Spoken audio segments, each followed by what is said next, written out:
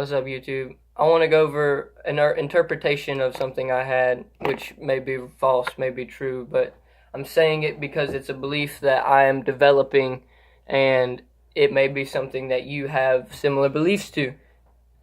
There are two ways somebody can handle a matter or a subject. It can consume it or it can produce it. So what I mean by that is through media. I'm just gonna.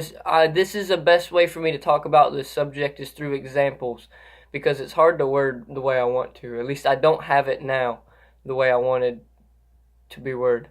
So for example, like through media, as in like artistic expression, you can either consume media and look at all your other peers and nature and other artistic expressions that are not your own and take it in and add it to your biome of thought, or biome of art.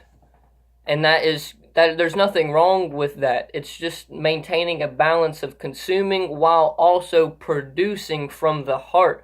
So what I mean by that is genuinely making something for yourself through your own desire and energy. Like, not because you're told to, not because somebody says it looks nice, not because you know that if you do it somebody will praise you, yada yada yada, just because you can and you want to.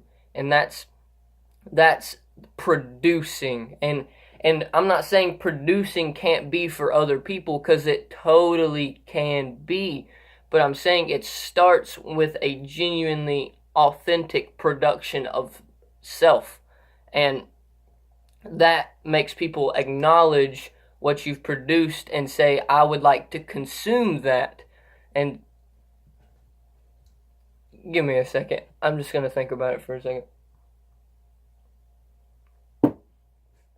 Hit the bowl or something.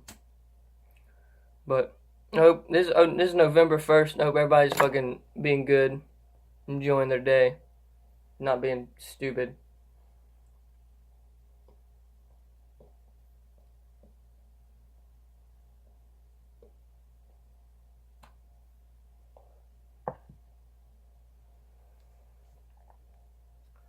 But when you produce for other people, you also have to acknowledge that that is why you are doing it. You cannot be producing for other people but tricking your mind into saying this is for me, because then you'll be seeking other people's attention subconsciously and praise in order to be fulfilled in the actions that you are doing and producing. So what I mean by that is we have to, when we do produce things for others, we just have to acknowledge that it's not our production for ourselves, and that even though we make it whatever it. Okay, so let's just go back to the examples, because they really help people see it. Thoughts, videos, for example, thoughts. For me, for example, I watch a lot of people who speak on various topics, and philosophers, informational, factual evidence, just stories. I like thoughts. So when I'm consuming other people's thoughts and I'm taking it in and adding it to my internal interpretation of my experience, then I got to realize that it is stimulus from my environment, that it is not my own production of thought.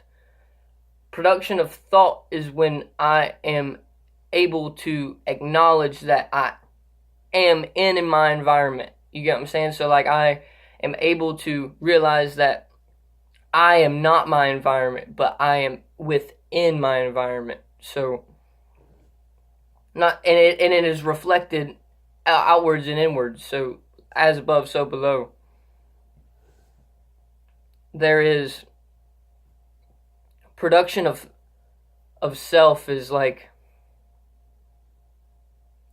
I don't really know. I'll go back to an example.